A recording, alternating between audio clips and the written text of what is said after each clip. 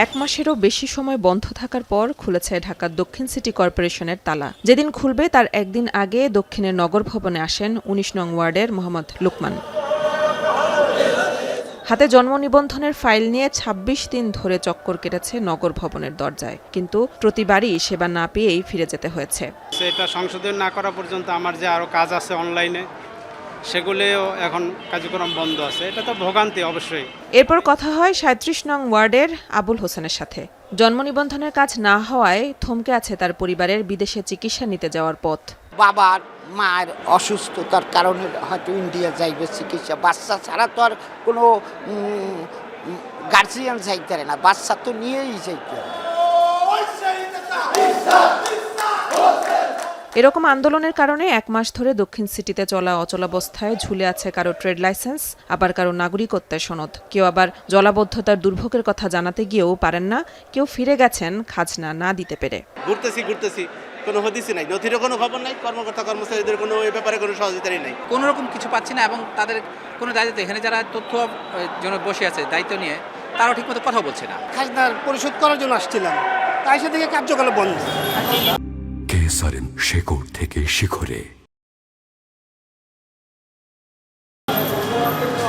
নাগরিক সেবা নিয়ে ভোগান্তির বিষয়ে দক্ষিণের প্রশাসকের সাথে ফোনে যোগাযোগ করলে জানান, ওয়ার্ড কাউন্সিলর অফিস এবং আঞ্চলিক অফিস থেকে জন্ম এবং মৃত্যু সনদ দেয়া চালু হয়েছে। নাগরিক সেবা কবে থেকে আসলে চালু হতে পারে, কিছু কি? না, অলরেডি আমাদের আঞ্চলিক অফিস খোলা আছে। আমাদের আঞ্চলিক অফিস থেকে তারা নাগরিক সনদ দিতে পারে। আচ্ছা, তো অনেকে এটা জানে না, তো না জানার কারণে দেখলাম যে জন্ম সনদ নিতে এখানে আসছে। কেবল আজকে বলছে তো, অনেকে হয়তো জানে না, বাট আমরা এটা বলে দেবো সবাই। তবে এই বিষয়ে জানে না খোদ নগর ভবনের তথ্য কেন্দ্র। নগর ভবন খোলার ঘোষণার পর দক্ষিণের ১০ নং ওয়ার্ডে দেখা গেল সীমিত পরিসরে চলছে নাগরিক সেবার কাজ, তবে পাওয়া যায়নি ওয়ার্ড সচিবকে। কারণ কি জানতে চাইলে তার সহকারী জানালেন, প্রতিটি ওয়ার্ডে একজন করে সচিব থাকার কথা থাকলেও এই ওয়ার্ডের সচিব পালন করছেন ২ ওয়ার্ডের দায়িত্ব।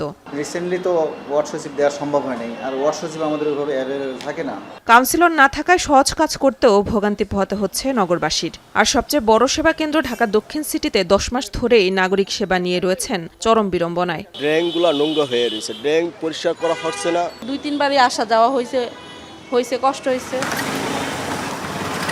অন্যদিকে উত্তর সিটির ২৪ নং ওয়ার্ডে গিয়েও পাওয়া গেল না ওয়ার্ড সচিবকে। সচিব হঠাৎ অসুস্থ হয়ে পড়ায় চলে গেলে বিপাকে পড়ে সেবা নিতে আসা বাসিন্দারা।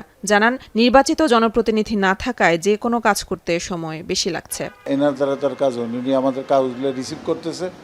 যদি উনি আসতে পারে তাহলে আজকে হবে, না হলে সুস্থ হয়ে আসলে পরে কাজগুলো হবে। একটা নির্বাচিত কেউ আসুক, একটা কমিশনার আসুক, সবাই আসুক, তো এটা কাজটা আরও তখন দেখা যাবে আরও সহজে হবে। স্যারে প্রথমে রিসিভ করে তারপরে এটা আমাদের জোন অফিসে নিয়ে ওই জায়গায় রেজিস্টার করে, রেজিস্টার স্যার আছে, তারপরে ওই জায়গা থেকে প্রিন্ট করে এনে তারপরে পাবলিককে দিতে হয়। এই জন্য এই সময়টা লাগতেছে। প্রতিদিন যত অভিযোগ আসে সে অনুযায়ী সব সেবা দেয়া যাচ্ছে না স্বীকার করে উত্তরের প্রশাসক জানালেন, জলাবদ্ধতা, ডেঙ্গু প্রতিরোধ সহ উত্তরের সকল নাগরিক সেবা যাতে দ্রুত দেয়া যায় সেজন্য কুইক রেসপন্স টিম গঠন করা হয়েছে। প্রচুর অভিযোগ আসে আমাদের, আমরা সবগুলো ডেফিনেটলি পালন করতে পারি না, এটা স্বাভাবিক, কিন্তু আমরা একটা টাচে আছি। রাত হোক দিন হোক, যখনই আমরা কোনো ধরনের অভিযোগ পাচ্ছি, কিউআরটি টিম তাদের মেশিন, তাদের পাম্প, এগুলো সব কিছু নিয়ে তারা কিন্তু জায়গায় গিয়ে এই সার্ভিসটা দিচ্ছে, যে কারণে আমরা শহরের এমার্জেন্সি সার্ভিসগুলো আমরা খুব ভালো মতো দিতে পারি।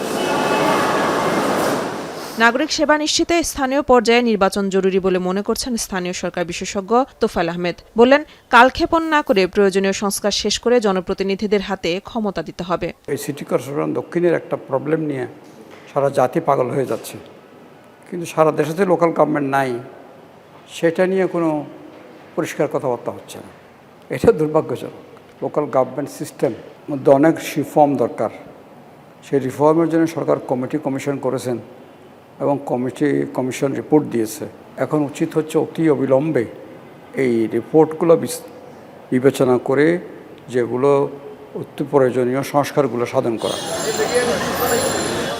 এছাড়া সারা দেশে যেভাবে ডেঙ্গু ও করোনা বাড়ছে, সেখানে স্থানীয় কাঠামো জনপ্রতিনিধি শূন্য থাকায় তা সামাল দেয়া সিটি কর্পোরেশনের জন্য কঠিন হয়ে পড়বে বলেও শঙ্কা তাদের। স্থানীয় সরকার কাঠামো কতটা গুরুত্বপূর্ণ তা সকলেরই উপলব্ধি হয়েছে এটি ভেঙে পড়ার পর।